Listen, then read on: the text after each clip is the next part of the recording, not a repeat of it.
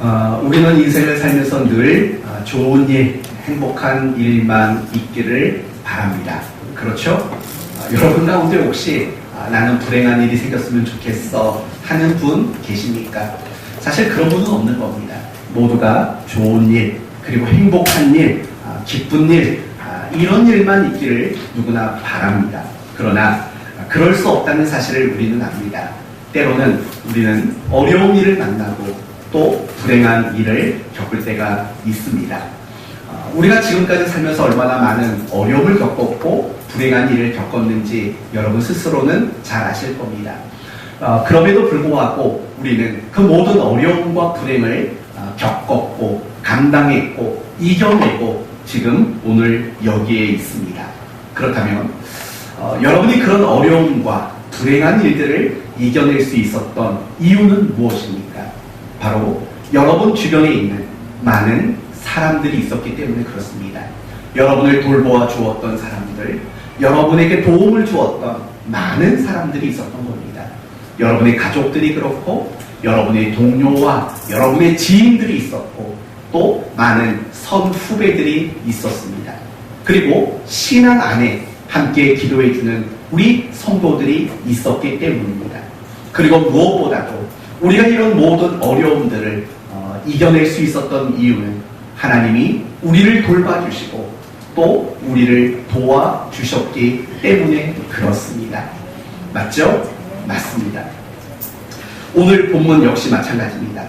하나님의 도우심을 통해 큰 슬픔과 불행을 이겨낸 한 과부에 대한 이야기를 우리에게 소개하고 있습니다.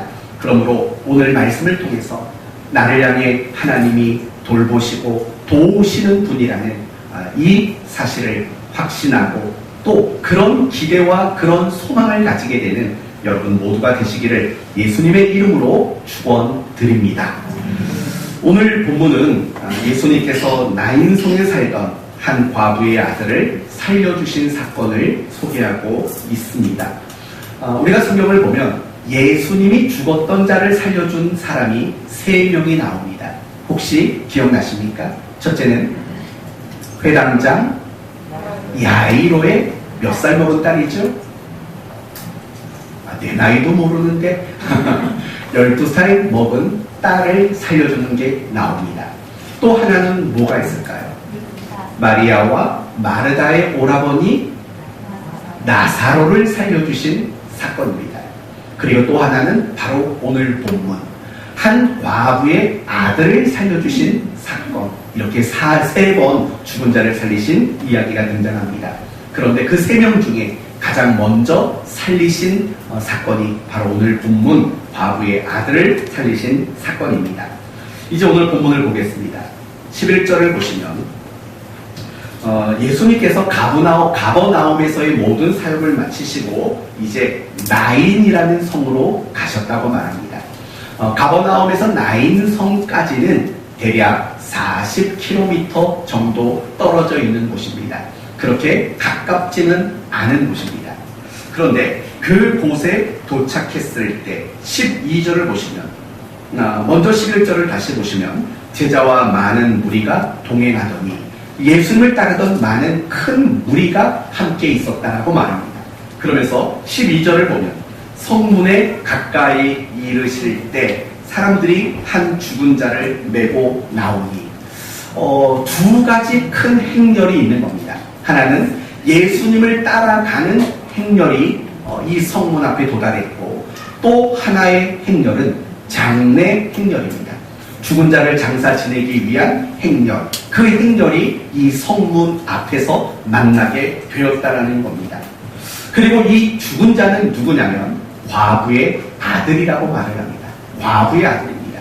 여러분, 예수님 당시의 과부는 가장 소외당하고 가장 힘이 없는 존재였습니다. 왜냐하면 예수님 당시의 여자는 사실은 남성 위주의 시대였기 때문에 어떤 인권도 없었고 또 여자로서의 어떤 권리도 없는 여자가 도리어 멸시와 천대를 받는 그런 시대였기 때문에 그렇습니다. 그런데 과부입니다. 돌봐줄 남자가 없고 또 경제활동도 할 수 없는 그런 대상이 과부였습니다. 그래서 예수님 당시에 가장 힘없고 약한 사람을 두 사람을 말하라면 바로 가난한 자와 과부입니다. 특히 과부는 가장 힘이 없는 그런 대상이었던 겁니다. 그런데 그런 과부가 가지고 있었던 유일한 희망은 누구였겠습니까? 바로 아들이었습니다. 그런데 이 아들도 독자랍니다. 유일한 희망이고 기대였던 아들마저 죽었습니다. 여러분, 이 과부의 마음을 이해하실 수 있겠습니까? 얼마나 슬프고 또 얼마나 큰 상실감 속에 있었겠습니까? 그때 예수님이 관에 손을 대십니다. 관에 손을 댄 이유를 뭐 특별하게 생각하지 마십시오. 그 관의 행렬을 멈추시려고 손을 대신 겁니다. 그래서 14절을 보면 가까이 가서 그 관에 손을 대니 맨 자들이 서는지라 멈췄다라고 이야기를 합니다. 그리고 예수님께서 이렇게 말을 하죠. 그 죽은 청년에게, 과부의 아들에게 일어나라 라고 이야기를 합니다. 그랬더니 정말 놀랍게도 죽었던 청년이 벌떡 일어나 앉아서 말하고 이야기하는 그런 생명이 회복되는 기적이 일어나게 되었습니다. 그러자 16절 말씀 이하를 보시면 반응이 나옵니다. 몇 가지 반응이 나오는데, 첫째는 사람이 뭘 했답니까? 두려워했답니다. 두 번째는 하나님께 영광을 돌렸답니다. 세 번째는 큰 선지자가 우리 가운데 일어나셨다. 여기서 말하는 큰 선지자라는 말은 엘리야보다 능력 있는 선지자다라는 뜻이에요. 왜냐하면 엘리야도 오늘 본문의 예수님과 거의 똑같은 일을 하셨어요. 혹시 기억나십니까? 수넴 여인. 그 여인의 아들을 살려주는 사건도 역시 성문에서 있었습니다. 그런데 왜 그 엘리야보다 큰 선지자라고 말하냐면, 그 여인은 예수님에게 도와달라고, 예수님이 아니죠, 엘리야에게 살려달라고, 도와달라고 그렇게 간청함으로 아들이 살아났어요. 그러나 오늘 본문의 이 여인은 예수님께 도와달라는 간청을 하지 않았어요. 도와달라고 호소하지도 않았어요. 그럼에도 불구하고 예수님은 이 죽은 청년을 일으켰어요. 그런 측면에서 사람들은 볼 때 엘리야보다 더 능력이 많은 선지자구나 라고 인식을 했다라는 거예요. 그러나 정말 중요한 것은 무엇이냐면 마지막 고백이 제일 중요합니다. 16절 마지막을 보면 그 무리들이 예수님을 향해 뭐라고 말하냐면, 하나님께서 자기 백성을 뭐하셨다? 돌보셨다 라고 고백을 하게 됩니다. 그리고 이 소문이 유대 여러 사방에 퍼지게 되었다라고 말하고 있습니다. 됐습니다. 이제 이 함께 나눈 본문의 내용을 가지고 말씀을 나누려고 합니다. 과연 오늘 본문은 우리에게 어떤 메시지를 주고 있을까요? 아들을 잃은 과부를 불쌍히 여기는 주님의 마음을 메시지로 주고 있을까요? 아니면 시신이 들어있는 관에 손을 대는 용기 있는 행동을 하셨던 예수님, 바로 그 부분을 우리에게 메시지로 주실까요? 아니면 죽은 자도 살릴 수 있는 능력이 있는 분이시다 라는 것의 메시지가 있을까요? 사실 그렇지 않습니다. 오늘 본문을 보면 우리에게 메시지는 너무나도 명확하게 본문이 소개하고 있습니다. 뭐라고 소개하고 있습니까? 하나님이 자기 백성들을 뭐 하셨다? 돌보셨다. 이게 오늘 본문이 우리에게 주시고자 하는 가장 중요한 메시지라는 겁니다. 맞습니다. 하나님은 자기 백성을 돌보시는 분이십니다. 하나님은 자기 백성들을 도우시는 그런 하나님이십니다. 우리가 성경에 나오는 많은 인물들을 보십시오. 노아, 아브라함, 야곱, 요셉, 롯, 한나, 그 밖에도 많이 나오는 성경의 인물들을 보면 그들은 모두가 하나님의 돌보심을 경험했고 하나님의 도우심 속에 그들이 살았다는 것을 우리는 잘 압니다. 특별히 이스라엘 백성들의 역사를 생각해 보십시오. 하나님의 돌보심과 도우심이 이스라엘 역사 가운데 가득 차 있는 걸 보게 됩니다. 이스라엘은 어떤 민족입니까? 하나님이 자기 백성으로 선택한 민족입니다. 그래서 출애굽기 2장을 보면 이런 말이 나옵니다. 하나님이 이스라엘 자손을 돌보셨고 하나님이 그들을 기억하셨더라. 뭐라고요? 하나님이 이스라엘 백성들을 돌보셨다고 말해요. 하나님은 자기 백성을 끝까지 돌보시는 거예요. 그래서 자기 백성들이 애굽 땅에서 고통당하고 있고 그들이 탄식하여 울부짖자 하나님은 그 탄식을 들으시고 모세와 아론을 그 백성에게 보내십니다. 그리고 모세와 아론을 통해서 이스라엘 백성들을 애굽 땅에서 해방을 시켜주셨습니다. 그들이 홍해 바다에 머물렀을 때 애굽 군대가 뒤쫓아왔습니다. 그러자 하나님은 어떤 일을 하셨습니까? 홍해 바다를 가르셨고 그 갈라진 바다 사이를 마치 마른 땅을 걷는 것처럼 그들을 지나가도록 도우셨습니다. 물이 없을 때는 반석에서 물을 내주셨고 먹을 것이 없을 때는 하늘에서 만나를 공급하셨습니다. 그들이 고기가 먹고 싶다고 할 때 하나님은 메추라기를 보내셔서 그들에게 고기를 먹도록 만드셨습니다. 옷과 신발을 구할 수 없는 광야 40년 동안에는 그들의 옷과 그들의 신발이 낡지 않도록 하나님은 돌봐주셨습니다. 낮에 뜨거운 열기를 피하도록 하나님은 구름 기둥을 띄우셨고 밤에 냉기와 들짐승의 위협으로부터 그들을 지키시기 위해 하나님은 불 기둥을 또한 그들에게 띄워주셨습니다. 가난한 사람들과의 전쟁 가운데 하나님은 그들을 이기도록 만드셨습니다. 이 모든 일들이 무엇입니까? 하나님이 자기 백성들을 돌보셨고 하나님이 자기 백성들을 도우셨다라는 것들을 보여주고 있는 이야기입니다. 사사시대로 가면 그 가나안 땅 주변에 있는 많은 나라들이 이스라엘을 괴롭힙니다. 그럴 때마다 하나님은 사사들을 보내셔서 자기 백성을 도우셨습니다. 왕정시대를 생각해 보십시오. 주변의 강대국들 그 틈 사이에서 자기 백성들이 고통당할 때마다 선지자들을 보내셔서 하나님은 자기 백성들을 도우셨습니다. 포로 시대를 생각해 보십시오. 힘이 없고 국권을 잃어버려서 남의 나라의 포로가 되었을 때도 하나님은 이방의 번세자들을 통해서 자기 백성들을 돌보시고 도우시는 이런 것들이 바로 이스라엘의 역사 아닙니까? 이런 이스라엘의 역사를 보면 하나님은 끊임없이 자기 백성들을 돌보셨고 끊임없이 자기 백성들을 도와주신 바로 그런 하나님이셨다라는 것이 너무나도 명확하게 나옵니다. 특히 우리가 시편을 읽다 보면 하나님의 돌보심과 하나님의 도우심에 대한 시인들의 고백들이 얼마나 많이 나오는지 모릅니다. 제가 지난주에 아멘 얘기 한번 있었죠. 이번에는 제가 구절을 읽으면 아멘을 한번 해보십시오. 시편 54편 4절 하나님은 나를 돕는 이시며 주께서는 내 생명을 붙들어 주시는 이시니이다. 남의 교회 같아요.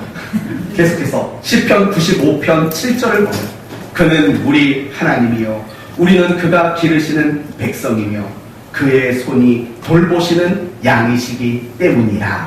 아멘. 시편 28편 7절 여호와는 나의 힘과 나의 방패이시니 내 마음이 그를 의지하여 도움을 얻었도다. 아멘. 시편 33편 20절 우리 영혼이 여호와를 바라며 그는 우리의 도움과 방패시리로다.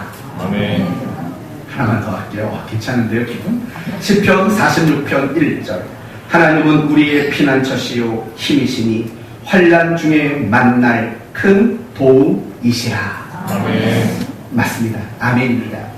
우리가 함께 아멘한 이 모든 말씀들의 중심 내용은 뭐예요? 다 이런 거예요. 하나님은 우리를 뭐 하신다? 돌보신다. 하나님은 우리를 돌보신다. 하나님은 우리를 도우시는 분이시다. 라는 고백들을 많은 시인들이 하고 있다는 거예요. 화면 한 장만 넘겨주세요. 이 시간에요. 함께 이 구절을 읽었으면 좋겠어요. 시편 121편 1절에서 8절이에요. 여기서 너라는 말을 나라는 말로 다 바꿔놨어요. 한번 읽어보도록 합시다. 시작. 내가 산을 향하여 눈을 들리라. 나의 도움이 어디서 올라. 나의 도움은 천지를 지으신 여호와에게 오소로다. 여호와께서 나를 실족하지 아니하게 하시며 나를 이스라엘을 지키시는 이는 졸지도 아니하시고 주무시지도 아니하시리로다. 여호와는 나를 지키시는 이시라. 여호와께서 내 오른쪽에서 내 그늘이 되시나니 낮에 해가 나를 상하게 하지 아니하며 밤에 달도 나를 해치지 아니하리로다. 여호와께서 나를 지켜 모든 환난을 면하게 하시며 또 내 영혼을 지키시리로다. 여호와께서 나의 출입을 지금부터 영원까지 지키시리로다. 아멘. 아멘. 맞죠? 아멘. 이 고백이 내가 경험한 하나님이라는 거예요. 이 시인의 고백이에요. 내가 경험했던 하나님, 내가 낮이나 내가 밤이나 하나님이 졸지 아니하시고 주무시지도 아니하시고 나를 돌보시고 하나님은 나를 지키시는 분이십니다 라는 이 신앙의 고백을 지금 하고 있다라는 거예요. 이렇듯이 성경은요, 우리에게 늘 이걸 말하고 싶은 거예요. 하나님이 돌보신다, 하나님이 우리를 도와주고 계신다. 이 이야기를 성경은 우리에게 늘 말해주고 있는 거예요. 사랑하는 성도 여러분, 세상에 우리를 돕는 사람들이 많아요. 우리를 도와주는 사람이 많아요. 돌봐주는 사람들이 있어요. 하지만 우리의 진정한 돌보시고 도움이 되시는 분은 오직 하나님 한 분뿐이라는 사실을 잊지 않는 여러분 모두가 되시기를 바랍니다. 그게 약속이에요. 내가 너를 돌봐주마, 내가 너를 도와주마.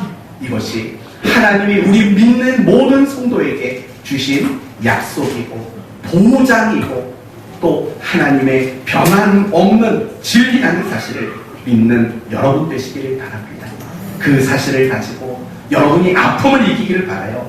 그 사실을 기억하고 여러분이 힘을 얻고 소망을 얻는 여러분 모두가 되시기를 예수님의 이름으로 축원드립니다. 이제 진짜 중요한 이야기를 해봅시다. 지금은까지는 이제 오늘 본문의 말씀이 어떤 내용이냐, 하나님이 우리를 돌보시고 우리를 도우시는 분이시다, 여기까지를 여러분에게 성경적으로 설명을 해드린 겁니다. 이제 중요한 질문을 해봅시다. 하나님은 여러분을 돌보시고 여러분을 도우신다는 것을 확신하십니까? 네. 좋습니다. 그러면 하나만 더 질문해 봅시다. 그러면 여러분은 날마다 하나님이 나를 돌보시고 나를 도와주고 계심을 경험하고 계십니까? 정말이에요? 제 예상과 너무 달라요. 여기는 아멘이 안 나올 거라고 저는 생각을 했는데 아멘이 나와서 좀 당황스럽습니다. 그러면 우리 교회 성도들 얘기가 아니라 남의 교회 성도들 얘기로 설교를 이해하겠습니다. 우리 교회 성도들은 하나님이 나를 돌보신다, 나를 도우신다는 것을 확신하고 거기서 멈추지 않고 그걸 경험하며 사신대요. 우리 교회 성도들은. 그런데 어떤 교회 성도들은요, 하나님이 우리를 돌봐, 하나님이 우리를 도우셔 확신한대요. 그런데 이상한 것은 나는 그걸 잘 경험하지 못하고 산다고 말하는 다른 교회 성도들이 있다고 합니다. 그렇다면 여러분, 바로 이 부분을 우리가 고민해 보자는 거예요. 분명히 우리는 확신을 가져요. 하나님이 나를 돌보고 나를 도우시는 분이라는 것을 확신해요. 그런데 막상 내가 어떤 어려움에 처하고 어떤 문제를 만났을 때에는 정말 하나님이 나를 돌봐주고 있는가? 하나님이 정말 나를 도와주고 계신 게 맞는가? 그런 하나님을 보지 못하고 그런 하나님을 경험하지 못하는 순간들이 사실은 많이 있다는 거예요. 그렇다면 그 이유가 뭔지를 생각해 봅시다. 왜 나는 하나님이 돌보시고 도우시는 것들을 경험하지 못할까요? 하나님이 안 돌보시기 때문에? 하나님이 나를 도와주지 아니하시기 때문일까요? 그렇지 않습니다. 이미 여러분에게 말씀드렸잖아요. 하나님이 우리를 돌보시고 우리를 도와주시는 것은 하나님이 우리에게 주신 약속이며 변함없는 보장이라고 말씀을 드렸어요. 그런데 왜 우리는 하나님이 나를 돌보시고 나를 돕고 계신다는 사실을 경험하고 깨닫지 못하고 그렇게 살아가고 있는가라는 이 부분을 우리가 한번 생각해 보자는 거예요. 저는 그 이유가 세 가지 가운데 있다고 생각해요. 첫 번째 이유는 하나님이 일하시는 원칙을 모르시기 때문에 그래요. 하나님이 어떤 일을 하실 때 그 일하는 방법, 원칙이라는 걸 가지고 일하시거든요. 예를 들면 이런 거예요. 하나님은 항상 계획 가운데 일하시는 분이에요. 무엇 가운데 일하신다고요? 계획 가운데 일하셔요. 이걸 다르게 말하면요, 하나님은 어떤 일을 하실 때 즉흥적으로 또는 감정적으로 하나님은 그렇게 일하는 분이 아니세요. 하나님은요, 무슨 일이든 철저한 계획을 가지고 일하신다고요. 이게 가장 대표적인 구절이 뭐냐면 창세기 3장 15절이에요. 여러분, 창세기 3장 15절이 뭐죠? 여자의 후손과 뱀의 후손이 어떤 관계일 건가에 대한 이야기예요. 예를 들면 이런 거죠. 뱀의 후손이 여자의 후손의 어디를 깨물어요? 뒤꿈치를 상하게 할 것이요. 그러면 여자의 후손은 뱀의 뭘 밟아요? 머리를 밟게 된다라는 구절이 나와요. 이게 창세기 3장 15절의 이야기예요. 그럼 여러분 생각해 보세요. 이 이야기는 결국 무슨 사건을 미리 예견하고 있는 걸까요? 예수님의 십자가 사건이에요. 아니, 뱀이 여자의 후손의 발꿈치를 물었어요. 그건 예수님을 십자가에 죽인 사건을 말하는 거예요. 그러나 여자의 후손이 뱀의 머리를 짓밟았어요. 그건 예수님이 부활하신 사건을 염두하고 있는 거예요. 여러분 생각해봐요. 이 이야기는 하나님이 아담과 하와에게 하셨던 이야기라고요. 그때부터 하나님은 예수 그리스도의 십자가 사건까지라도 미리 계획하고 계셨다는 거예요. 이게 바로 하나님의 일하심의 방법인 거예요. 그 속에는 우리의 이야기도 들어있는 거예요. 여러분이 이 땅에 태어나기 전부터 하나님은 여러분을 향해서 선하고 귀하고 아주 복된 계획을 가지고 있는 거예요. 지금 여러분이 인생을 살아가는 그 인생 순간순간들이 어쩌다 보니 되어지는 일들이 아니라는 거예요. 여러분이 겪게 되는 모든 순간, 희, 노, 애, 나, 모든 순간들이 여러분을 너무나도 사랑하시는 하나님의 계획 안에서 이루어지는 일들이라는 거예요.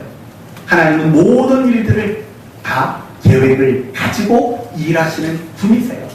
그리고 중요한 것은 하나님 자기 자신이 세우신 그 계획을 이루실 때 하나님은 선한 방법만 쓰신다는 또 다른 계획을 가지고 있어요. 다시 말하면 이런 거예요. 하나님은 자기가 세운 계획을 이루시기 위해서 악한 방법을 쓰지 않으시는 분이세요. 항상 자신이 세운 계획을 가장 선한 방법으로만 하나님은 이루어 가시는 분이라는 거예요. 이런 계획과 일하심의 방법들을 하나님은 가지고 계세요. 그리고 그거 말고도 하나님은 많은 일하심의 방법들이 있어요. 뭐 뿌린 대로 거두게 한다. 이것도 하나님이 가지고 계시는 일하심의 원칙들인 거예요. 반드시 뿌린 대로 거두도록 만드셔요. 그리고 중요한 것은 하나님은 사람과 관련된 일들을 하실 때는 반드시 누구를 통해 일하신다? 사람을 통해 일하셔요. 태양을 움직이시고 달을 움직이시고 지구를 움직이시기 이런 것들은 사람을 통해 하지 않으세요. 그건 본인이 알아서 직접 하세요. 그러나 사람과 관련된 일이 있잖아요. 예를 들면 아픈 사람이 있어요. 이 아픈 사람을 고치는 것, 하나님은 사람을 통해 하시는 원칙을 가지고 있었어요. 그러니까 우리는 아프면 어디 가요? 아프면 병원에 가요. 또는 약국에 간다고요. 우리가 믿으면서 하나님이 병을 고치시는 분이라는 것을 믿으면서 병원 가는 이유는 뭐예요? 하나님은 사람을 통해 일하신다는 것을 확신하기 때문에 그래요. 누군가가 슬픔에 빠졌을 때 하나님은 그 사람을 위로하실 때 어떤 방법을 쓰냐면 사람을 보내요. 그래서 그 사람을 위로하신다고요. 사람을 통해서 일하셔요. 누군가가 뭔가 깨달지 못하고 어긋난 길을 걷고 있어요. 하나님은 그 사람을 통해서 다시 깨우치시는 일을 할 때 사람을 보내셔. 그 사람의 잘못을 깨닫고 그 사람의 그 잘못을 알도록 만드는 그런 일들을 하신다고요. 마찬가지예요. 하나님은 누군가를 돌보시기 원할 때, 또 누군가를 도와주시고자 하실 때 하나님은 누구를 통해 그 일을 하실까요? 사람을 통해서 그 일을 하신다고요. 이스라엘 백성들이 애굽 땅에서 탄식하고 있을 때 그들을 돌보고 그들을 도와주시기 위해서 모세와 아론을 보냈던 것처럼 하나님은 우리를 돌보시고 우리를 도와주시는 그 일을 하실 때 하나님께서는 사람을 통해서 그런 일들을 하신다는 거예요. 물론 하나님이 때로는 직접 우리를 돌보실 때가 있어요. 예를 들면 다니엘이 사자굴에 던져졌을 때 그건 그 누구도 도울 수 없는 거잖아요. 하나님이 직접 다니엘을 돌보시고 도우신 거예요. 그러나 거의 대부분의 경우에는 사람을 돌보시고 사람을 도우시는 일을 할 때 하나님은 사람을 통해서 그런 일들을 하고 계신다는 거예요. 그러니까 우리 눈에 보기에는 하나님이 돌보시고 하나님이 도우시는 게 아니라 누가 도와주는 것처럼 보일까요? 사람이 도와주는 것처럼 보일 수밖에 없는 거예요. 성도 여러분, 잊지 마셔야 될 것이 있어요. 비록 내 눈에는 또는 내 앞에서는 어떤 사람이 와서 나를 돌봐주고 어떤 사람이 나를 도와주고 있지만 사실은 그것이 그 사람 개인의 돌봄과 도우심이 아니라 하나님이 그 사람을 보내주셔서 우리를 돌보게 하시고 우리를 도와주시게 하는 손길임을 우리는 잊지 말아야 한다는 거예요. 그걸 모르는 거예요. 그러니까 아니 저 사람들이 와서 돌보고 도울 때 하나님은 뭐 하신 겁니까? 라고 우리는 오해하고 하나님의 돌보심과 도우심을 우리는 깨닫지 못한다는 거예요. 여러분, 지난 날들을 한번 뒤돌아보세요. 여러분의 힘과 여러분의 열정만으로 살아오셨습니까? 전혀 그렇지 않습니다. 얼마나 많은 사람들이 나를 돌봐줬는지 몰라요. 얼마나 많은 사람들이 나를 도와주셨는지 몰라요. 저도 오늘 이 말씀을 준비하면서 생각해봤어요. 나의 10대 때는 어땠을까?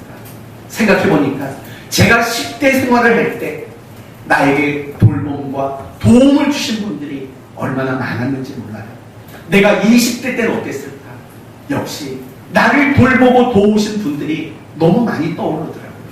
나의 30대, 40대, 50대 돌아보면 역시 나를 돌보고 나를 도와주셨던 분들이 얼마나 많았는가 이걸 생각할 수밖에 없더라고요. 여러분은 어떨까요? 여러분의 30대 오늘 집에 가서 그거 한번 해보세요. 여러분 10대, 20대, 30대 도표 하나 그려놓으시고 그때 나를 도와주셨던 분들 이름을 한번 써보세요. 그러면 여러분의 전 인생 속에 여러분을 돌보시고 여러분을 도와주셨던 분들이 얼마나 많았는지 깨달으실 거예요. 그러면 바로 그분들이 누가 보내신 분들인가? 하나님이 나를 돌보시라고 하나님이 나를 도와주라고 보낸 분들이라는 것을 우리는 생각할 줄 알아야 되는 거예요. 하나님은 그렇게 일하시거든요. 여러분이 도움이 필요할 때, 여러분이 돌봄이 필요할 때 하나님은 누군가를 여러분 곁으로 은근슬쩍 보내신다고요. 그래서 여러분을 돌봐주시는 거예요. 그래서 여러분을 도와주시는 거라고요. 오늘 본문을 보세요. 오늘 본문을 보면 이 죽은 아들을 살려서 과부를 도와주신 분이 누구죠? 예수님이에요. 그런데 그 광경을 목격한 무리들이 했던 말이 뭐예요? 16절 마지막에 또 누가 자기 백성을 돌보셨다고요? 하나님이래요. 여러분 생각해봐요. 지금 누가 돌본 겁니까? 누가 도운 겁니까? 예수님이 도왔다고요. 그런데 그들은 고백하지요. 뭐라고요? 하나님이 돌아보셨다고 그렇게 고백하고 있는 거예요. 우리에게도 이런 신앙의 안목이 필요하다는 거예요. 왜 나는 하나님을 경험하지 못할까? 이런 말 하지 마세요.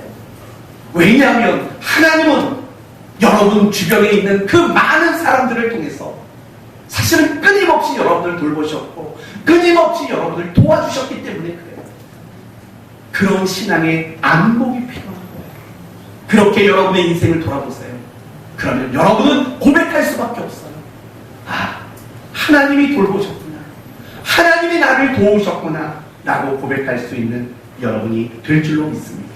두 번째, 나는 왜 하나님의 돌보심을 경험하지 못할까?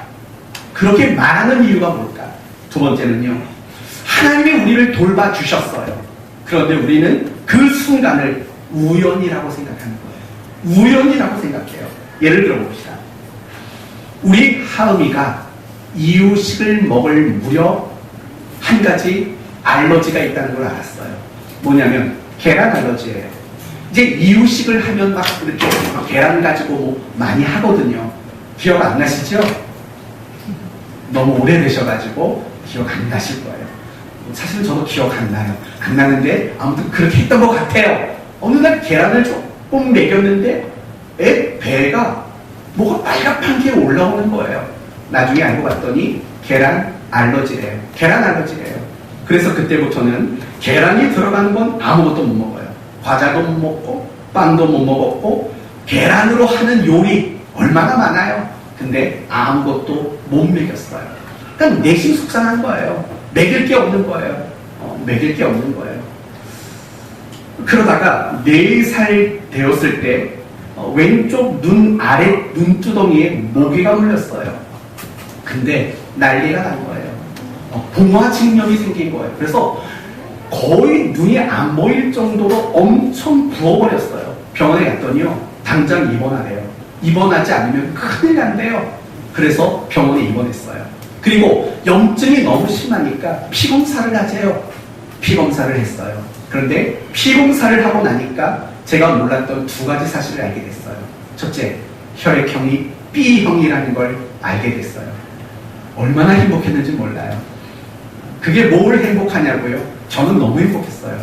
그래서 간호사들에게 내 딸이 B형이라고요? 막 그랬더니 간호사들이 엄청 웃더라고요.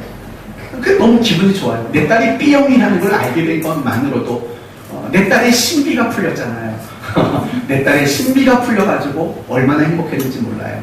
그리고 또 한 가지 모르고 있던 걸 알게 된 게 있어요. 뭐냐면 계란 알러지가 없어진 걸 알게 됐어요. 알러지 그 표가 이렇게 나왔는데 보니까 거의 알러지가 없는, 그때 기억으로는 무슨 동태인가 뭐 그런 거에 알러지 반응이 조금 있다, 뭐 이런 1-2가지 정도의 반응이 조금 있다, 그 정도만 빼고 아무튼 중요한 건 계란 알러지가 없어졌다는 걸 알게 됐어요. 그 다음부터는 계란과 관련된 걸 마음껏 공급했죠. 근데 습관이 돼서 안 먹더라고요. 그래서 좀 안타깝긴 했지만 그렇다면 이런 경우가 생겼을 때 보통 사람들은 뭐라고 말하냐면 우연히 계란 알러지가 없게 된 걸 알게 됐어 라고 말을 한다고요. 우연히 목이 물려 봉화증염에 걸려서 피검사를 했는데 계란 알러지가 없는 걸 우연히 알게 됐어. 우리는 보통 이렇게 말하지 않나요? 그게 아니라는 거예요. 여러분이 무심코 우연히 이랬어, 우연히 저랬어 하는 그 말들이 사실은 틀렸다는 거예요. 그건 우연이 아니었다는 거예요. 저는 분명히 믿어요. 하나님께서 그걸 알게 해주셨다고 저는 분명히 확신하거든요. 그래서 하나님 앞에 얼마나 감사했는지 몰라요. 만약에 그게 우연이라고 말했다면 저는 하나님께 감사할 수 없었을 게 너무나도 분명했을 거예요. 사랑하는 성도 여러분, 하나님은 우리에게 약속하셨고 보장하셨어요. 우리를 돌보시겠다고, 그쵸? 우리를 도와주시겠다고 약속하셨고 보장하셨어요. 그런데 우리는 자꾸 하나님의 돌보심과 하나님의 도우심을 뭐라고 단정짓고 넘어가냐면 우연이라고 단정짓고 그렇게 넘어가는 경우들이 사실은 얼마나 많은지 몰라요. 사랑하는 성도 여러분, 이 세상에는요 우연이라는 게 없어요. 특히 우리 예수 믿는 하나님의 돌보심 속에 살아가는 우리에게는 더더욱 우연이라는 것은 없어요. 모든 것들은 하나님의 계획과 작정과 섭리 가운데 일어나는 거예요. 여러분, 오늘 본문 12절을 보세요. 오늘 본문 12절을 보면 성문에 가까이 이르실 때에 라고 말을 해요. 성문에 가까이 이르실 때에. 근데 헬라어 원문 성경을 찾아보면은요 맨 앞에 한 단어가 빠졌어요. 무슨 단어가 빠졌냐면 보라라는 헬라어 단어 하나가 빠졌어요. 그러니까 이 12절을 헬라어 원문대로 보면 이렇게 보는 게 맞아요. 보라, 성문에 가까이 이를 때에 라고 읽는 게 맞아요. 그러니까 여러분, 이 성문에서 어떤 일이 일어났죠? 두 행렬이 만나는 일이 있었어요. 첫 번째 행렬은 무엇입니까? 예수님을 따르는 큰 무리라는 행렬이에요. 또 하나의 행렬은 어떤 행렬이었습니까? 죽은 자를 장사 지내는 행렬이 만난 거예요. 어디서 만났다고요? 성문에서 만났어요. 그러니까 이 헬라어에서 보라라는 말이 쓰여져 있는 것은 뭐냐면 이 두 행렬이 만나는 그 때를 주목하라라는 거예요. 그 때를 주목하라. 간단히 말하면 이거예요. 예수님의 행렬과 죽은 자를 장사 지내는 행렬이 성문에서 만난 그때를 주목하라는 거죠. 그러니까 이 말은 이 두 행렬이 만나는 그 순간은 우연히 된 순간이 아니라는 거예요. 하나님이 이 두 행렬을 만나게 하신 때라고 해석을 하면 가장 정확한 해석이 될 수 있다는 거예요. 사랑하는 성도 여러분, 두 행렬이 만났어요. 더 정확히 말하면 예수님과 죽은 자가 만났어요. 생명의 주인과 생명을 잃은 죽은 자가 만났다고요. 그러나 이 만남은 어쩌다 보니 된 우연한 만남이 아니었다는 거예요. 이 만남은 철저히 하나님의 계획과 하나님의 작정과 섭리 속에서 이루어진 만남이었다는 거예요. 그러나 많은 그리스도인들이 노사연 씨보다도 못해요. 노사연의 대표곡 만남 알죠? 우리 만남은 우연이 아니었어라고 말해요. 그러니까 신자들이 노사연 씨보다 못하다는 거예요. 노사연 씨는 수없이 많은 사람들에게 우연이 아니었어를 외쳤잖아요. 근데 신자들도 하나님이 친히 돌보시고 하나님이 친히 도우셨는데도 불구하고 그런 순간에 뭐라고 말하냐면 우연히 그 사람을 만나서 이 일이 해결됐어 요렇게밖에 말을 못한다고요. 아니라고요. 여러분이 지금까지 우연히 이렇게 그를 만나서 우연히 이 문제가 해결됐다고 말했던 그 일들이 사실은 하나님이 돌보셨고 하나님이 여러분을 도우셨던 사건이라는 것을 여러분 잊지 않기를 바랍니다. 여러분이 자꾸 우연이라는 말을 놓치고 싶지 않다면 이렇게 말을 해보세요. 그러면 여러분이 말하는 우연은 하나님의 계획과 작정 안에 있는 우연일 뿐입니다. 하나님의 계획, 하나님의 영원하신 작정 그 속에 담겨있는 우연인 거예요. 하지만 저는 여러분이 우연이라고 여기지 않았으면 좋겠어요. 어쩌다 보니 여러분이 누군가를 통해 위로를 받으셨어요. 어쩌다 보니 누군가를 통해서 어떤 힘을 얻게 됐어요. 우연이 아니라고요. 하나님이 여러분을 돌보시고 여러분을 도와주신 순간이고 때였다는 거예요. 우리가 그런 믿음의 양목을 가져야 하나님이 나를 돌보시고 도우셨다라는 그런 사실을 깨달을 수 있게 되는 거예요. 세 번째, 분명히 하나님은 우리를 돌보시고 도우셨는데 왜 우리는 그걸 깨달지 못하고 경험하지 못할까요? 세 번째 이유는 기도하지 않기 때문이에요. 기도하지 않기 때문이라는 거죠. 여러분은 그리스도인이 어떤 사람이라고 생각하십니까? 종교가 기독교?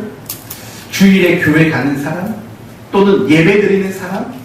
또는 세례 받은 사람? 이런 사람들이 그리스도인일까요? 그렇지 않죠. 그리스도인이란 이런 사람이에요. 내 힘으로 살 수 없고 세상의 힘으로도 살 수 없고 나는 하나님의 힘으로만 삽니다 라고 고백하는 사람. 찬송가대로 말하면 주 없이 살 수 없네 이런 고백을 하는 사람이 사실은 진짜 그리스도인이에요. 만약에 여러분 가운데 나는 주 없이 살 수 없네 라는 이 고백이 안 된다면, 그걸 인정하지 못하겠다면 미안하지만 여러분은 아직 그리스도인인 줄을 스스로가 모르는 사람인 거예요. 정말 그리스도인은요, 하나님 없이는 살 수 없습니다. 내가 세상 없이 살 수 있고 내가 저 사람 없이는 살 수 있어도 나는 하나님 없이는 살 수 없습니다. 이 고백을 가진 사람이야말로 진정한 그리스도인인 거예요. 그리고 그런 그리스도인들에게 나타나는 특징이 뭔지 아세요? 가장 두드러진 특징, 그건 바로 기도하는 거예요. 기도하는 거. 그거 너무 당연한 거잖아요. 내가 하나님 없이는 살 수 없습니다. 이런